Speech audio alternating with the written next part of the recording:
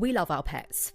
They're our best friends as we navigate life's ups and downs with a wag or a purr just when we need it. The Royal Veterinary College is there for our pets, home to Europe's largest small animal referrals hospital, with over 200 specialists providing expert care 24 hours a day, 365 days a year. The bond between a pet and their person is worth fighting for, and that's the belief that inspired the RVC Memory Tree, a beautiful handmade sculpture standing in the heart of the RVC Small Animal Referrals Hospital, adorned with gold, silver and copper leaves, each one engraved with the name of a beloved pet, and each one funding the extraordinary work happening there every day. For just £10 a month, you can dedicate a leaf in the name of your pet, celebrating your pet's life, whilst also helping to fund life-saving treatment and care for animals in need. Visit rvcact.com/memory tree to dedicate a leaf today and let your pet's memory live on.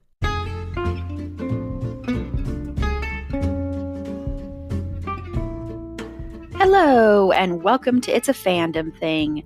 I'm your host, Erin Marlowe, and each week I'm joined by a panel of guests to discuss all things fandom and pop culture, primarily from a female perspective. You'll find everything from fanfic to cosplay to Schitt's Creek to Supernatural and everything in between. So put on your favorite piece of fandom merch, set aside that fanfic that you're writing about your OTP, and sit back and enjoy this week's episode.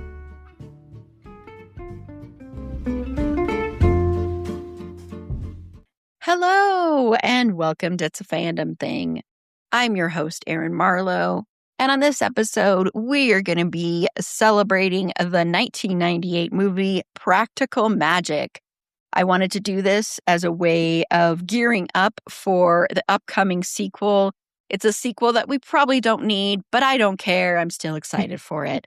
And I have two amazing people joining me. So first up, one of the co-hosts of Big Reputations Pod, Kim. Hello, Kim.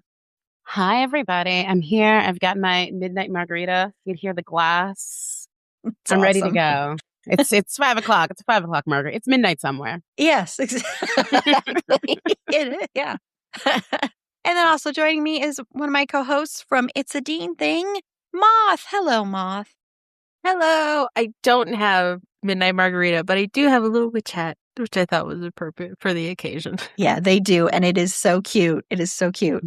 And I don't have margarita either. I just have my thing of water. I wish I did have a margarita, though. I should have planned ahead to have one. But maybe in celebration, I'm not going to wake up at midnight. What am I talking about? I'm going to be sleeping, hopefully. But I am excited to talk about Practical Magic.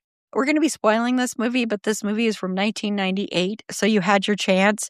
It is streaming right now on HBO Max. You can probably rent it on Canopy or rent it at your local library. Yeah, so you can do all those things. And then, of course, the sequel will be coming up soon. So let me give you some IMDb information.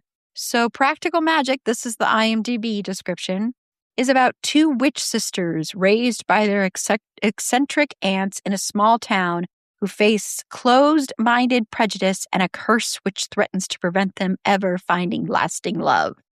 That's not as bad as some IMDb descriptions. I give it like a 6, maybe, which is actually kind of high for me. It was directed by Griffin Dunn, and it's based on the novel by Alice Hoffman. And it was written by Robin Sweecord, Akiva Goldsman, and Adam Brooks. And it stars Sandra Bullock as Sally, Nicole Kidman as Jillian, Stockard Channing as Aunt Frances, Diane Wiest as Aunt Jet, Goran Visnichik, sorry, I should have looked up pronouncing your name, as Jimmy Angelov. And he was like a big thing during this time. I don't know what really happened to him, but he was huge then. Aidan Quinn as Gary Hallett. And then I just want to say a very young Evan Rachel Wood as Kylie. So just giving kind of a little shout out there. So what I first want to know, Kim, is on a scale of 1 to 5 of those Midnight Margaritas, what do you rate Practical Magic and why? I would like how big is the blender? Are there more than 5 margaritas in the whole blender? Because the answer is whole blender. I love It's that whole answer. blender. This movie is like very nostalgia beat for me. So like I grew up like obsessed with witches, like Buffy, Sabrina the Teenage Witch, Charmed, Craft. Like I thought like I could be a witch, but I didn't have the discipline.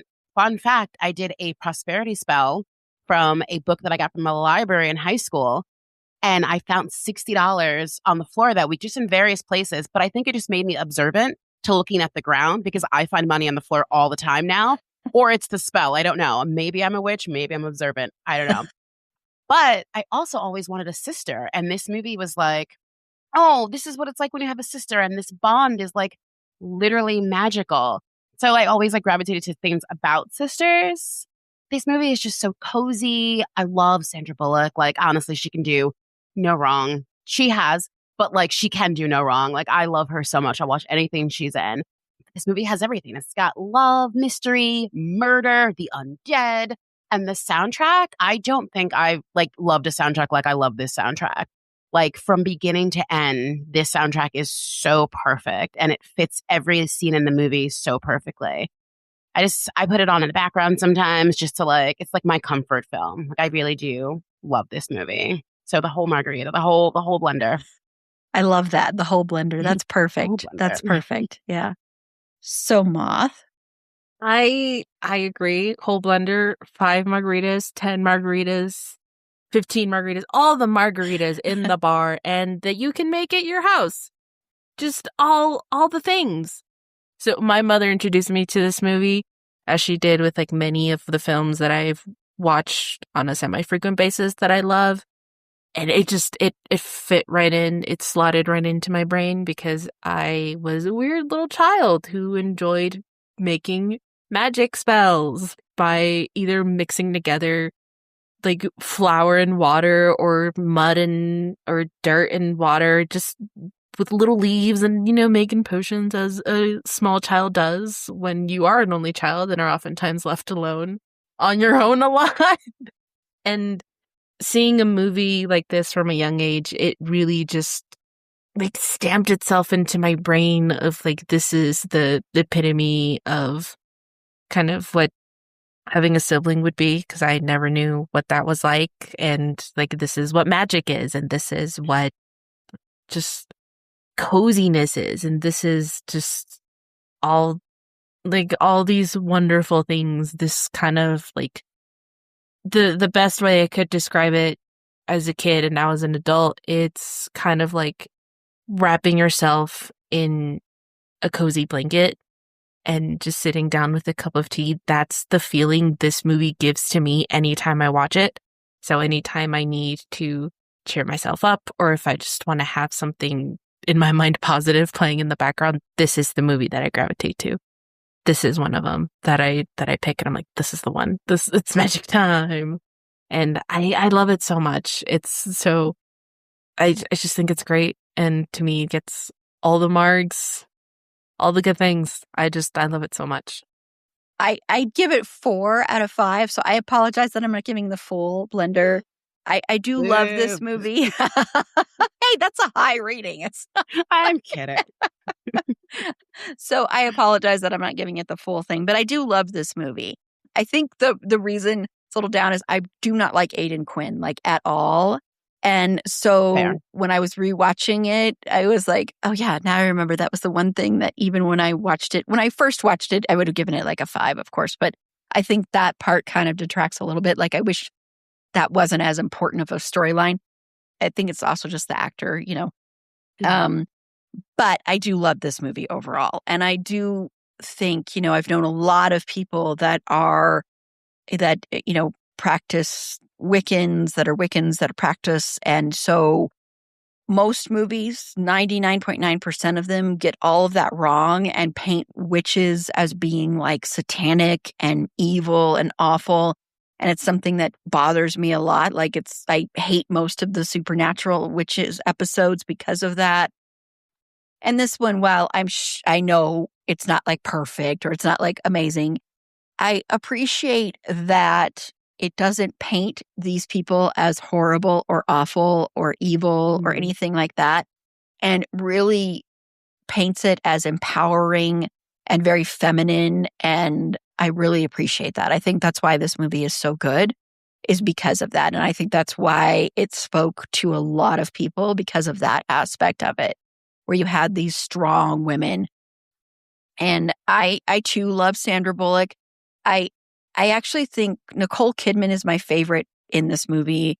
And we'll talk more about that, because I think, at this time and throughout her career, Nicole Kidman has played mainly like very tortured people, very fragile people.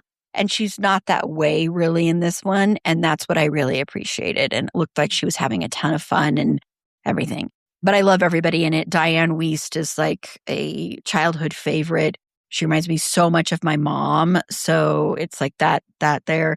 I have a sister. I have a younger sister. I'm an older sister. I wouldn't say this is like completely like a mirror image of the relationship with my sister, but my sister and I are very close. We weren't always very close, but we are very close now. But I will say Sally and Sally's constant worry about her younger sister is 100% accurate. When you're an older sibling, especially if you grew up in a household where it's like a single parent household or anything like that, which I did, you are so much an older sister. You're very overprotective. You always worry about them. You almost take on like a parent role, a parental role. And I've always been that way with my sister. Like my sister and I can be like pissed at each other, or I can be mad at my sister about something. But if anyone says something bad about my sister, even if they're right about what they're saying, I instantly am like, no, F you, get the hell out of here.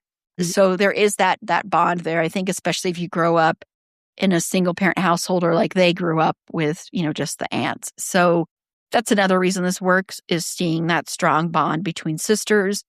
A lot of times, especially in the 90s, you'd see women like competing for men. And while men do play a big role in this, it's not as big a role as they normally would have during this time. And so I appreciated that as well. And I appreciate that at the heart of this is really about that sisterhood and that kind of power there, and that it doesn't demonize witches is another very, very, very nice thing to see, because that is incredibly rare, especially back then. So I like that as well. So what are your thoughts then on the sisters, Sally and Jillian, and who's your favorite, Kim?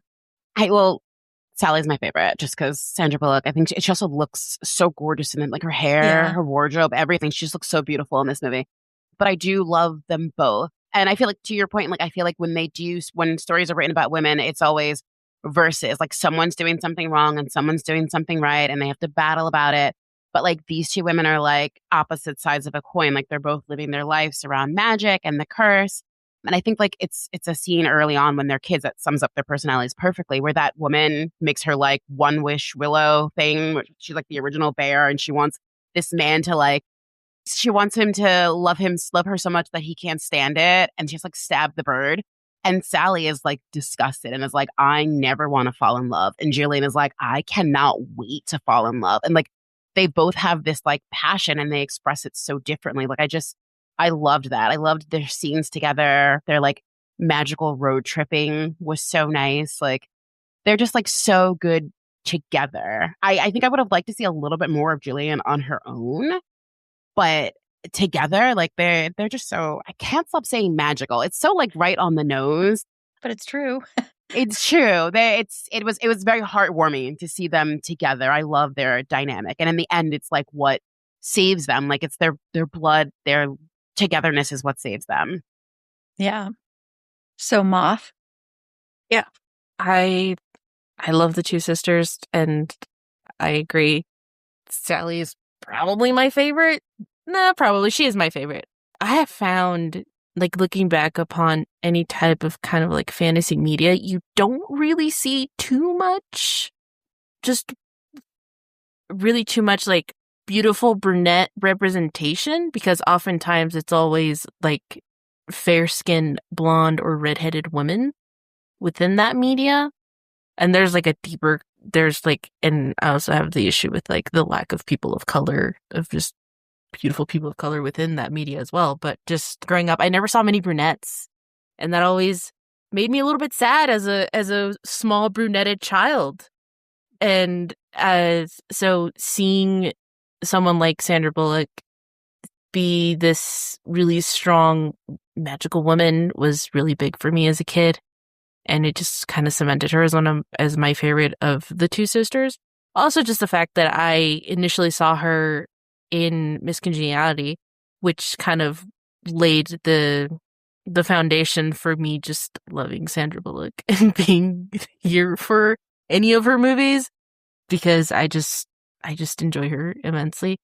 But like in terms of the sisters, like you get the sense that Jilly is more in love with the idea of being in love rather than kind of finding her person, so to speak, quote unquote. And Sally just doesn't want to fall in love because she saw what happened to her mom. She saw how much that hurt her to lose her dad. And then she sees this lady kill a poor innocent bird in the name of cursed love, I would say, because I bet that she probably got what she wanted, but then probably regretted it maybe like the day after of like, this is not what I meant. And it's like, well, it's what you wish for. So, that's why Genie from Aladdin has those rules.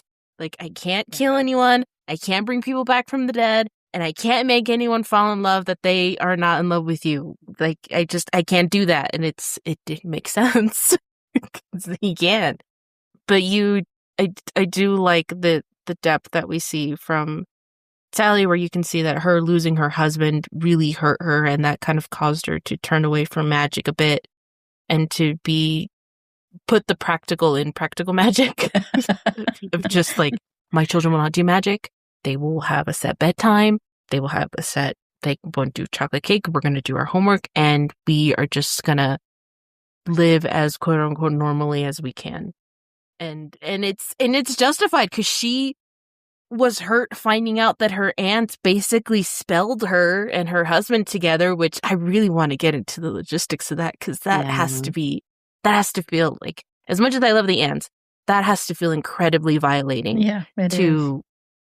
Just to realize that, and then have to like think through like, was any part of my relationship real? Was like, I loved him. I know I loved him. Was he dead because I was fully in love with him at that moment, and that's why I had so long with him? Because that's another thing that this movie always makes me wonder. Like, when does the beetle choose to come kill the partner? Yeah. Because it seems like Sally and Julia were very young, pretty much, when their father and mother died. And when Sally's husband dies, her daughters are a little bit older. Like, one would say, I think they're already in like primary school, like first or second grade, maybe. It brings to mind that question of like, what are the logistics of this beetle? A little bit. But I also just really enjoyed Jilly. Like, I agree. I would have loved to see a little bit more of her, and of just kind of like what she gets up to when she's not running around having fun and having a good time. Like, what are her thoughts and feelings? What has she been getting up to outside of traveling? Like, I'd want to know, because the dynamic between the two sisters is very interesting, because after their parents died, they basically only had each other. But you can see that they really love and care for one another. And there's this deep connection. One thing that I found interesting when I was rewatching it this past time is that when Sally is making the bowl of her ideal person, she says, he'll hear my call a mile away. And yet when her sister is in trouble, she can hear her call from miles away. And I just always thought that was, and I just found that really interesting, because I think that also really highlights how the story of this movie is really how like the true love, which doesn't have to be romantic true love, was kind of always there the whole time between the two. Yeah. Yeah, and I forgot to give up front, and I'll just say it now, trigger warnings for domestic violence, because that is a huge part with Jillian. Yeah, I mean, look, I love Sally. I love them both pretty equally, but I have this big soft spot for Jillian. This is a typical character that for me back then I gravitated towards more, because I wanted to be like her. And I always felt more like a Sally. So I always wanted to be more like a Jillian. So that's probably a little bit why I gravitate. I do agree. I would have liked to see more of her outside of just being the person who's constantly seeking affection from men. And that's a lot of the way she's painted. And I have to say, I think that happens a lot did to redheads in, in movies and stories, is they're portrayed a lot that way. I really noticed it this time. But it is true what you were saying, Moth, about brunettes and brunettes not always being like the sexiest one or the most attractive one or the main one or the one that's focused on. And even in this, even though Sandra Bullock looks great and amazing, she's still more like the buttoned up one, for lack of a better term, and kind of like the not nerdy, but like quote unquote normal of the two, which is interesting as well. And that's not a knock on the film at all. I think a lot of that also is because she's the older sibling. And so when you have that dynamic, a lot of times that actually does happen in real life. So that was very realistic to me. But yeah, I agree. I would have liked to see Jillian a little bit more outside of that, especially the relationship with Jimmy, who's abusive and obsessive and very toxic. But I love both of them. Jillian is my favorite just because, like I said, I gravitated more towards characters like that when I was younger. But I love their dynamic and how close they are. And even though they're very close and they basically would, die for the other one kind of closeness, they also get annoyed with each other. Sally, you can tell, is like probably frustrated that she wants her sister to just, I think what it is she wants her sister to stop getting herself into situations where she's in trouble. She doesn't want to have to worry about her sister all the time. And that's the way she kind of feels. And she wants her sister to she doesn't want her sister to always constantly be embracing the unknown or the magic, because Sally has turned away from that for so long. And she really wants her sister to, be more grounded. And I think that's where they kind of struggle. But watching them in their interactions, when Jillian does that road trip and you see that little montage with the Joni Mitchell song playing and everything, and it's such a beautiful moment. I love that moment so much. And watching that and then watching her show up there in those scenes with them together talking for hours and hours and connecting, and you see how different they are, but how similar they are in their love for each other and how profound that love is and deep it is. And I love that scene so much because you really, really get to know in those brief moments how much they love each other and how important that relationship is. Because, yeah, they lost both their parents at such a young age, and to lose their mother from a broken heart and to lose their mother in a way where it felt like she almost like abandoned them and chose to give up and die instead of being their mother, must have been so painful and must have really bonded them. And I wonder for their mother, if their mother had, and they never say anything about this, if their mother had a sibling and a sister, because you see the aunts have each other, if their mother had they're their aunts, never mind, that answers my question. But those two are so close. But do you wonder if the mother had like a closeness like those aunts have, or like Sally and Jillian, if she would have died, because Jillian goes to basically rescue Sally from drowning in her own grief. So I don't know, that's something that always strikes me is is it because their mom didn't have anyone to kind of pull them out of that grief that they were drowning in? Yeah. Yeah. That's something that I always wonder too when I watch this movie, because both the aunts, one seems like a redhead, one seems like a brunette. Yeah. Sally and Jilly are redhead and brunette, and then her daughters are a redhead and a brunette. So and the mom was a redhead, so it makes you wonder if she had a sibling who maybe died of a broken heart as well or something. Yeah, it makes you wonder. Yeah, or maybe she didn't even have that other person.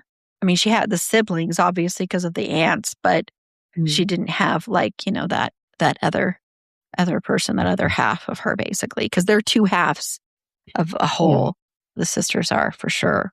So yeah, but they're great. They're great characters, and again, it is just so nice to see two women on screen that aren't pitted against each other, not fighting for the same man, not fighting over something. It's very nice to see that.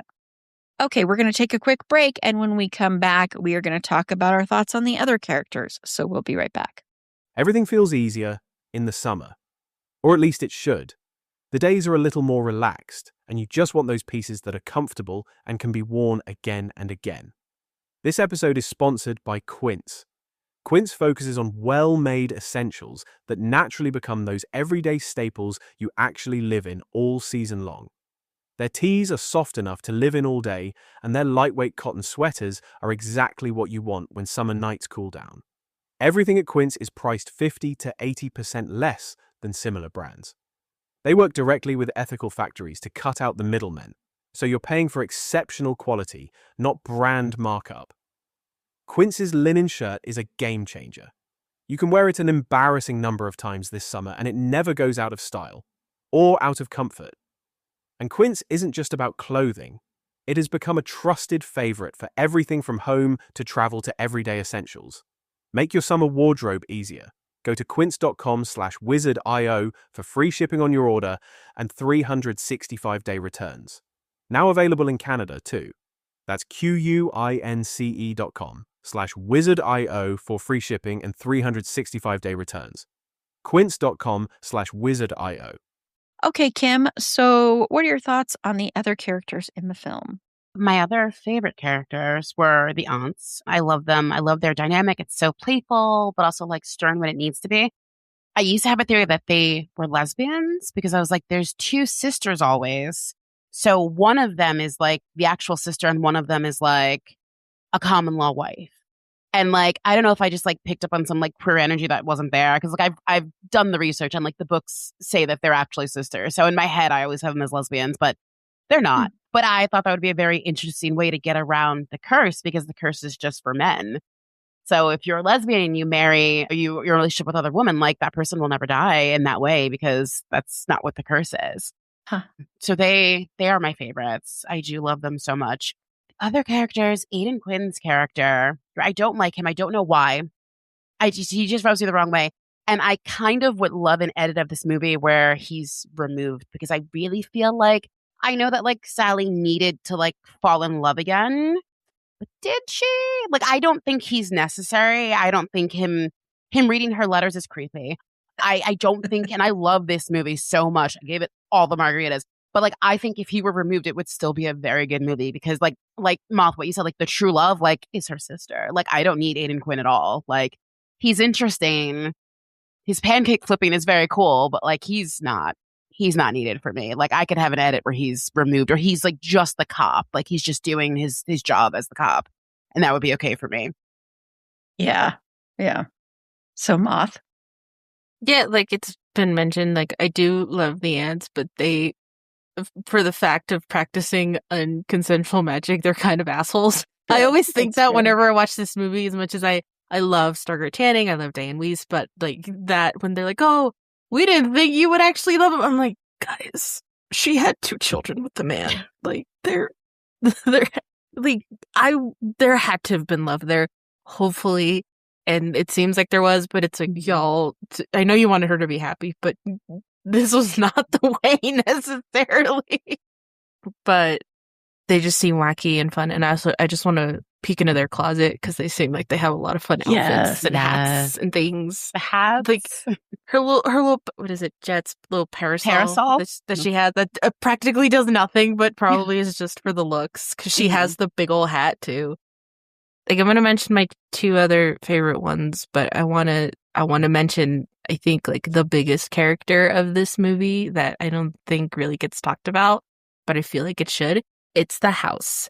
I feel like that house is a character of its own. It really has this feeling of that it's been lived in for generations and it's been added upon by different generations, and it seems kind of endless on the inside where it seems bigger than it is on the outside, and like the staircase looks beautiful, and just the greenhouse section of the house alone is so good, and it makes me want one. Like even the area where they have all the different little like herbs and stuff, or the potions and everything. I love it because then it can also be written off as like, no, these are herbs for cooking, not for witchcraft. Yeah. But it's just a beautiful house, and I love, like, my favorite like behind the scenes fact about the house is that it was beautiful enough that Barbara Streisand tried to buy it, and they had to tell her, like, oh, it was just a set piece that we then had to break down, so you can't really buy the house anymore.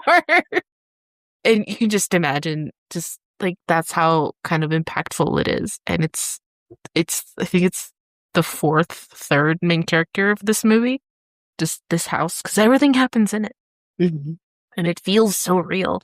But my kind of two other favorite characters that I kind of wanted to mention are, the IMDb says their names are Carla and Linda.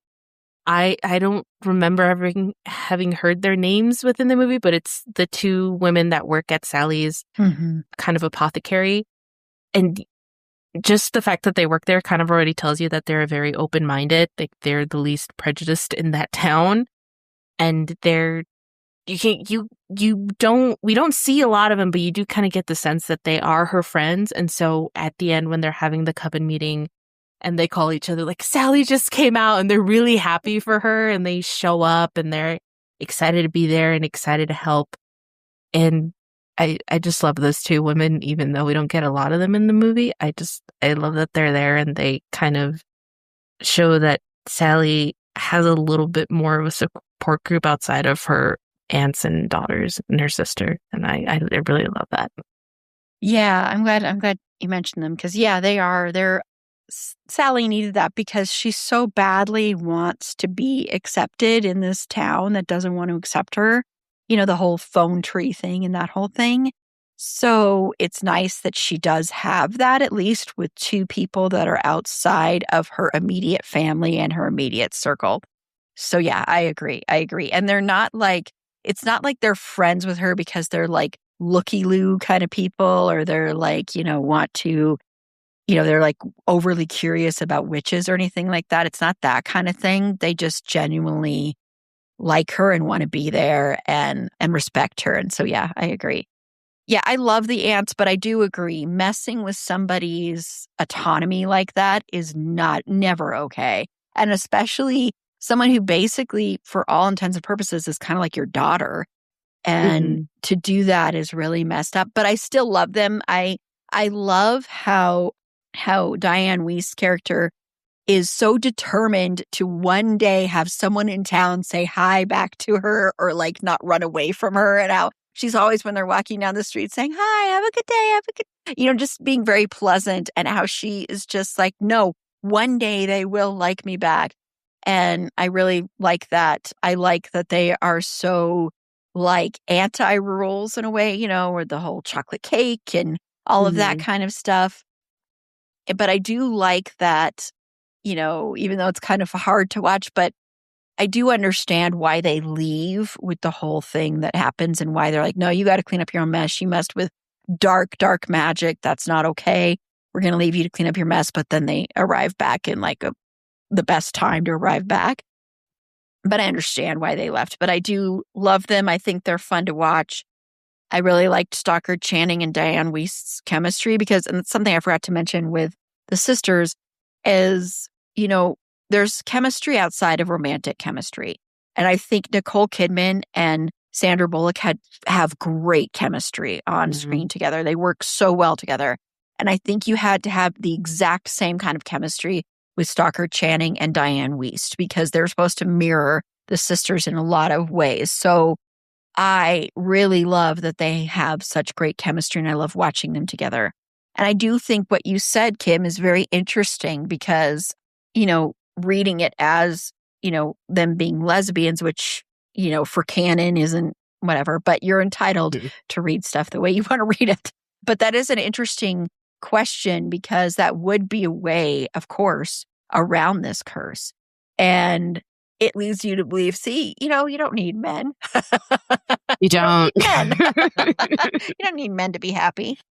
So yeah, that's an interesting point. And for some reason, I'd never thought about that before. maybe they'll address that in the sequel. That would be interesting if they did that. Yeah, Aidan Quinn's character, he's kind of creepy to me. He's not necessary. You have the Jimmy thing. You don't even need to have a cop there, period. You could just have this whole Jimmy thing be a way of bringing the town together where they all of a sudden are like, okay, we're okay with you. And we come together as a sisterhood to defeat a man. That would have been more interesting than also putting in that love story, which really isn't necessary. I understand, like you said, Kim, why they're putting it in there for her to love again. But she could just be like, I am being able to love again by being accepted by this community, by finding my place in the community, by opening up this apothecary, by being able to do the things that I love to do, by being his mother, by reconnecting with my sister, all that kind of stuff. You didn't need to have a man in it. So the Bechdel test, it fails. I mean, I think because it's so 90s, and yes, I know it's based on a book, but I think it's kind of like something they always did, but it really didn't need to be in there. And it is kind of creepy that he read her letters and read them over and over again. I think it's kind of weird how he keeps insinuating, and I know he's like a detective, whatever, but how he keeps placing himself in the family dynamics and kind of just inserting himself. It felt really kind of invasive watching this time. Yeah. And that's why I gave it the 4, is solely for that reason. Fair. But I still love this movie so much. The Jimmy character, he is awful, horrible, disgusting, but I think the performance is so good. And I think it's done so well, especially and Nicole Kidman does such a good job in this scene when she's possessed by him. And it's so creepy when she licks Sandra Bullock's face. And it's, that is so, oh my God. But she does all of that so well. And he was really great too. And I loved being able to watch all of these women come together to defeat this horrible, awful man and sweep him away. I thought that was great too. And it just was kind of empowering for women to, break free of these abusive men. That's why it really would have been nice not to have the Aidan Quinn character, because it'd be like women really empowering each other. But I can forgive it. I think Sally's daughters are really sweet and cute to watch. I love how excited they get the first time they see Jillian and how nervous she is, but then how excited they get to see her is adorable. I think it's so cute. It's so cute watching them together. So I think, this movie puts together a tapestry of great, wonderful other side characters and supporting characters. And I think all the acting is really well done. I think even, Michael, the first person that she marries, is good too. And I think, Chloe Webb, who plays Carla, I really like Chloe Webb a lot. During that time, I think she was on she always played kind of quirky, different kind of characters. And once again, it was nice to see, and Margot Martindale is a fantastic actress.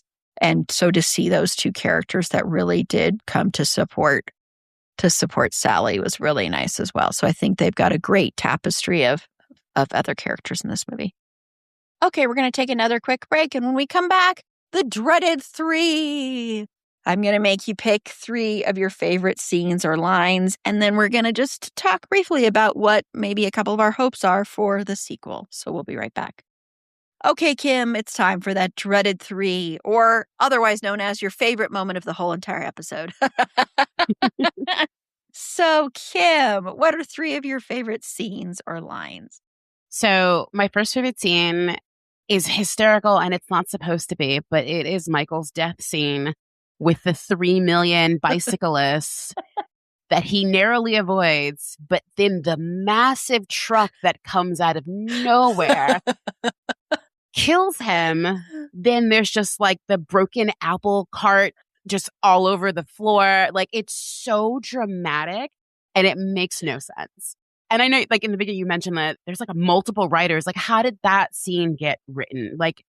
It just feels so awkward. It feels really forced. Why would the truck be so close behind the bike ride? This is a small town. Where all these bicyclists come from? It just left me with so many questions that now I just laugh at it. But it is also, it's very sad because we like Michael and we know her life is going to completely change. But why did they write the scene this way? It just didn't make sense to me. So I'm left with like more questions for the scene itself, but it Yeah. is one of my favorites because when it's coming, I'm just like, oh my God, it's coming. Let's watch this. And the way he's like, like, Yeah. that's his head. He's so relieved that it doesn't happen. And then he turns and then there's a truck. Why would the truck be that close? Like it Like, doesn't did the make any truck logical not sense. honk? We've seen this street before. We know Yeah. how open it is. It's very wide. One thing It's about true. this town. Very wide streets. Like why are you in the middle of the street too? Like, I don't know. Maybe the Death Beetle was like, it doesn't need to make sense. It's happening. Like, let's Yeah. just do it. We got a final destination, this man. Yeah. Yes, very much so. And my second favorite scene is the Midnight Margarita drunk teasing scene when they're done their. I like how much family dancing is in this movie, and it led me to believe that like when I got married, I would dance more, and we don't dance around this house enough. I need to start just like let's just dance around the house. So I'm gonna start that more. That's gonna be my thing for the rest of the year. But I love like the aunts and Jillian and Sally are just doing straight shots of tequila, just like back to back, which I can't do anymore. I'm just too old for that. But they're just like making fun of each other and they're getting shocked as they're saying more ridiculous things. And it feels like it really comes to like a precipice. They're getting meaner and meaner. And then it's like, where'd this tequila come from? And now like Jamie Angelov is like possessing the aunts and they're singing that Elvis song. And it's so perfect. Like it reaches such a perfect point where Jillian throws the glass into the sink and then Stockard Channing is like, what is going on? I smell bullshit. And it's just like, we had a problem. We solved it, which is like such a badass thing to say, but like you didn't, Sally. You did not solve it properly. But that is like such a good scene. I feel like that's when the movie like starts to like, okay, we're hitting the second half. Like we're getting really good here. And my favorite scene, which I feel like could have been where the movie ended, was when the town all comes together to help Jillian and the women who, even if it's only out of like curiosity, and I do like that woman was like, I've always want to see inside your house. Like, I don't like you. I didn't want you on the phone tree, but I've always want to see inside your house. And she came anyway. So like, you know, she could have like one of her friends could have told her what it looked like, but she came anyway. So I think that even though all these people were very mean, like in their heart, they were like, well, this lady like needs me. Like I need to like help. And I was like, I always think, I'm like, this is what Lilith Fair was like. Like everyone just like got together to support and it's really amazing. And I do like Moth to the point where you said her employees are like, Sally just came out of the closet. Like I love that so much. I love that it's like, hey, guess what? Everything you heard about me was true. Come help me solve this problem. And just the group of women together, like getting rid of this like evil man should have been the end of the movie. Like I did not need the freeze frame kiss with Aidan Quinn. Like this could have been the best ending, but I still love this movie. And this scene is like one of my favorite scenes. Yeah. Yeah. So Moth. So one of my I did try to like pick scenes that wouldn't be like already taken.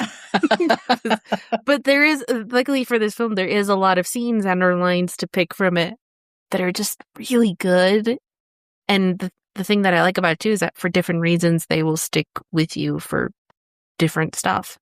But one of the ones that is always my favorite is when Sally is making her Amos Veritas spell, just because I think it really encompasses like this childhood innocence of her just not wanting to be hurt because she is at that point in her life, she is really scared of love and she doesn't want to like deal with it because she's seen what it does and the negative things it could bring, but she also just kind of wants to protect herself kind of in the best way she knows how, which in a child's mind is I will make up this impossible person and I will do so by creating a spell. And the thing I love most about this scene is her just going around and picking out all the petals from the different flowers in the greenhouse and then just making all of them fly away, which was awesome and which I would try to do as a child and it did not work.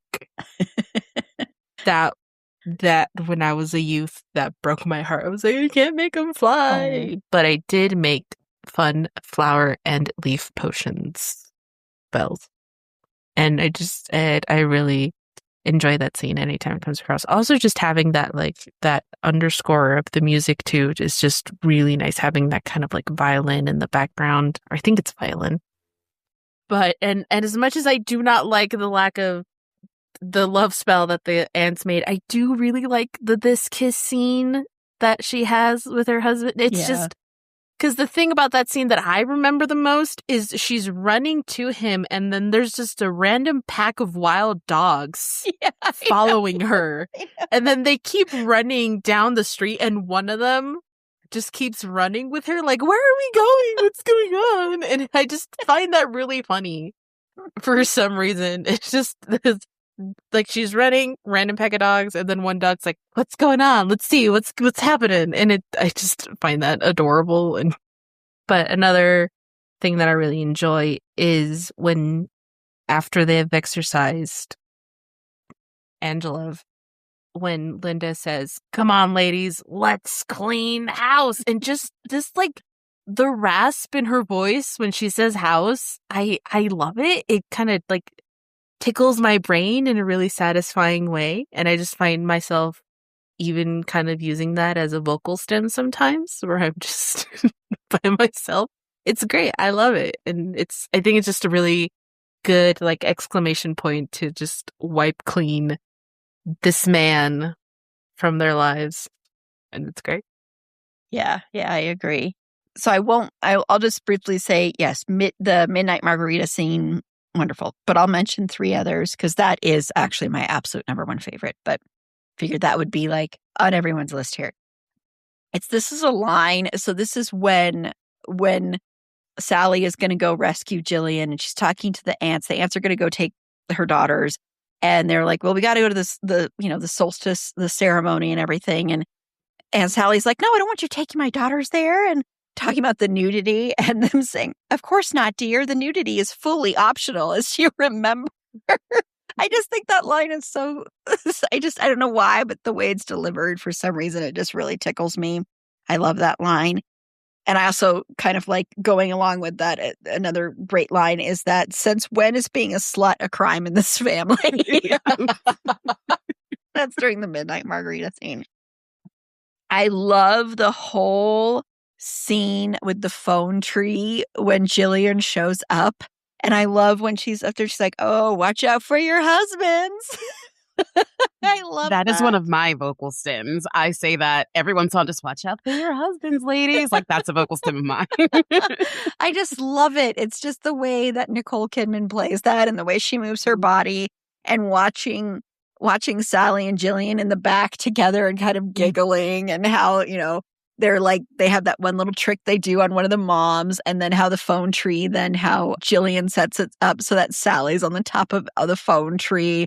I love that so much. I think that scene is so beautiful, and it just speaks to their connection and how much Jillian would do anything for her sister. That's that sister bond there of like, you would do anything to get back at the people that hurt your sister or to stick up for your sister. And I loved that a lot. And I know I mentioned the 2 lines, but I kind of combined them together. So I'm cheating in my own little thing just to briefly shout out another line that I like is when all the women show up and they've got brooms, and that one woman's like, "I hope this is okay," and it's a dust buster. I love that. I thought that was a great little cute little thing where she doesn't have the broom and she shows up with the dust buster. I love that. So yeah, but I'm sure we missed a few scenes, so definitely let us know what some of your favorite scenes or lines are as well. And now what I want to know is, I want to turn to the sequel. And yes, I think maybe we can all agree it really wasn't necessary to make a sequel to this movie, of course, especially so many years later. But I'm still glad they made it. I'm still excited to see it. I don't care. But Kim, what are some of your hopes for the sequel? Like, is there anything you really want to see? I'm going in like with incredibly low expectations. I'm hoping it's going to be fantastic. Like I said, I'm going. It's actually my wedding anniversary that weekend, but I'm going. So like my husband will have to be fine with it. I'm hoping that there'll be some diversity, but I'm not going to hold my breath because there's like one Black lady in the background of this movie. So like I'm hoping there's some sort of diversity in this one.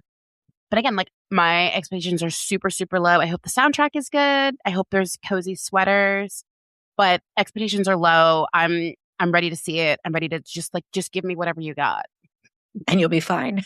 I'll be fine. Because like you said, it's not necessary at all. So if it's terrible, I can just pretend it didn't happen. That's true. Yeah. So Moth. Yeah, I agree. Like, it is it's not necessary because I feel like the original movie just wraps up pretty well, and any open endings that there are feel like positive enough that you can just imagine for yourself what happened afterwards. But one thing that I really hope for, though, with the second movie is I hope the magic doesn't get too kind of like kitschy, like Harry Potter-y. Oh, like, yeah. I don't want that. If it keeps the same kind of like, yeah, there's magic, but it's not like overtly like Disneyfied or anything. Like, I would be very happy with that. And also just give me some more of like the cozy vibes. Mm-hmm. And the hair was fabulous. The hair was so good. Can we keep that in the second one if we're going to do this? If we're doing the second one, we got to have the fabulous hair back. Because I could, like, as a youth and now as an adult, I could not, I couldn't parse that those were wigs, because in my mind, those were just their hair. So if we can just keep that same energy of where it looks like it's their real hair and not just a really obvious wig from Party City, that would be great. Thank you so much. But yeah, and just like fabulous outfits. Good. I also want the second one to have really good music. And again, I'm going in with like low expectations too, because Hollywood be Hollywooding. Yeah. But if it's anywhere close, like even just a little bit close to the vibes of the first one, I will be very happy. And oh yeah, do we think they're gonna dress like Sally and the cop, or just that's what I was wondering is how they're gonna, because it doesn't look like he's in it. So so well, maybe he dies, Yeah. from the curse. Yeah, which will be fine with me. Yeah. Yeah, and then it's like, oh, it's a second unrelated curse. Maybe there's another cop investigating her. It's like, why do all your husbands die? That would be horrible. I hope that's not. Oh, God, yeah, that's not It's it. not I'm mad that I even put that in the universe. I hope that's not it. But yeah, I mean, even if they just do like a line of like, oh, they tried dating for a bit and it didn't work out, so bye-bye. I mean, I'd be fine with that. But just, again, going in with the expectations, I'm hoping for the best, but I'm expecting the worst. Yeah. Yeah, I mean, it does seem from the trailer that curse is still a big storyline, because it looks like one of Sally's daughters is like having her first love story kind of relationship. And so it looks like maybe that is still a thing. So I'd be fine if Aidan Quinn's character like died from the curse. That's what I'm kind of hoping. But like you said, Kim, I don't want an investigation, because there is Lee Pace is in this movie. So, and it looks like he's a love interest from the trailers. So I'm hoping he's not like another person that is like investigating this. And that would just be like, no, we don't need that. Yeah, I'm just hoping for some more great lines. I'm assuming they're going to do some kind of callback to the amazing Midnight Margarita scene, and I'm fine with that. I don't have high expectations either. It is being directed by a woman. That is nice to see. It would be nice if there was more representation, and it wasn't just completely white, but it looks like it's completely white cast. And correct me if I'm wrong out there, everybody, but just looking at the cast list, it looks like it is. Is there someone that isn't? There's someone, I can't pronounce his name. He is... Oh, Xolo Maridueña? That. I was like, it looks very ethnic. I can't pronounce it. I've never seen him before. I'm very interested. Oh, it's not showing on the IMDb cast list. He was in Blue Beetle. Blue Beetle. Oh, it's in the other Okay. cast part. That I didn't scroll out to the other cast. Oh, okay. Yes, I do and see. Cobra Kai. I feel like I've heard about him before, because I know people who loved Blue Beetle. I did like his portrayal of the Blue Beetle. Okay. Yeah. Okay. Well, then they have, but still, I'm hoping they have more. It would be nice if they did have like some queer representation in this as well. I'm hoping for some great music, some great dance scenes, maybe more bonding with the sisters. But yeah, I don't have high expectations either, but I'm still excited for it. That's the thing, is I don't have high expectations, but I'm excited for it. And I'm glad Aidan Quinn isn't returning. Sorry, Aidan Quinn, but I didn't want you back in this. So yeah, it'll be interesting to watch. So thank you, Kim and Moth, for joining me to talk about Practical Magic. I really enjoyed talking about this one. And of course, we will be doing a Practical Magic 2 bonus episode for our Patreon subscribers. We're going to be doing that probably in September as another bonus episode, because we're going to have a bonus music episode either September or October. So become a Patreon subscriber today for as little as $3 a month, and you can hear that episode. And the link is in our show notes, or go on to our website. It's a fandomthingpod.com and click the support us tab there.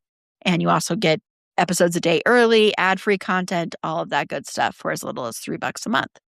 But it is time to play 6 Degrees of Mr. Finn Whitrock. I am sure Finn loves this movie. How could he not love this movie? I'm sure he watches it all the time. So, Kim, did you play? Did you both play? I mean, Moth is kind of required because Moth is part of the Finn crew. Did you play, Kim? I did not play. I forgot. I always forget. Whoa. Sorry. Wow. Wow. Wow. Finn is shaking his head in shame. I'm sorry, Finn. His tusk. So, Moth, as I said, you're part of the Finn crew, so you are required to play. You're the only people that I don't, give a pass to. So I'm assuming you played. Yeah, I have it. I can't read my own handwriting, but I have it. Okay. So how'd you do it? Listen, it was dark when I wrote it down. Could I have turned on the light? Maybe. Did I want to? No. Okay, so I started with Chloe Webb, who plays Carla. Or her character's name is Carla. Never said in the film, but we're going with Carla because that's what IMDb said. So she was in Sid and Nancy with Gary Oldman. She played Nancy. He played Sid. And he was in The Dark Knight with the unofficial mascot, Christian fucking Bale, who was in The Big Short with the one and only Finn Whitrock. Very good. I liked that. Oh my gosh. Sid and Nancy. Oof. Oh. I watched that recently. Remember I told you guys in the Discord I turned 40 this year, and I was like, movies that turned 40. And I was like, everyone said like, oh, this movie is a love story. And I was losing my mind. They're like, oh, what a great couple. And I was like, this is crazy. I thought we went into it like, this is going to be romantic at some point, right? I'm like, this movie is terrible. Like everyone needs help. Like it was, I don't know, maybe if I saw it when I was younger, but it was rough to watch. Like I did not enjoy it. Not even a little bit. I did not enjoy that film.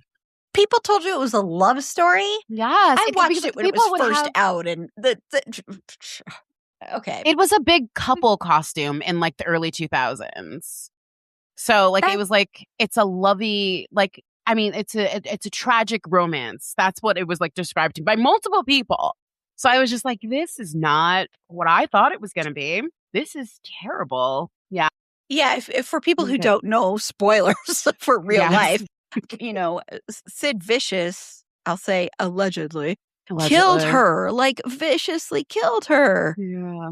It's not a love story. And it's not. Yeah. And Sex Pistols, I love punk rock, but the Sex Pistols are, they have some really, really horrible, awful racist lyrics in some of their stuff. So they're not like, Sid Vicious was not a good person. Oh my God. Yeah, everyone in that movie was just very well. And then I did like a deep dive on like the actual case, and I was like, everyone is terrible here. Like I know it was a lot of like people on drugs and not thinking the way they should be thinking, but like everyone is terrible. Why did they make this movie? And then everyone was also like 20 years old, so it's like crazy that everyone was so young and just like all dead. Like it's an insane film to watch. It's an insane story to read about. It's very weird. Not a love story. No. Go into it knowing it's not a love story, because I went in like, well, there's going to be some romantic moments, right? No. Like I've never seen that movie, but I know real life, and I would never think to describe a film based on their story as a love story. Yeah, a tragic love story. A tragic love. That's coming from, I'm sorry, but, and I mean, I don't know, maybe this isn't true, but I mean, that's coming from like maybe too much dark romance or like true crime brain rot or something like that, or no. And I mean, look, if you want like an actual group around that time or in the same time frame that actually was actually doing lyrics and writing music and trying to make a change that was in the same genre, you want The Clash. You want bands like that. The Clash, actually, Joe Strummer. You could go listen to my episode with Tanya talking about The Clash, because Joe Strummer was a brilliant, amazing musician who believed that music could be used for helping the world and getting messages out there. I mean, right now, one of their songs that fits so perfectly with what we're going through right now, and granted, it's written from like the UK kind of thing, but still applies to us. And that's the song Know Your Rights.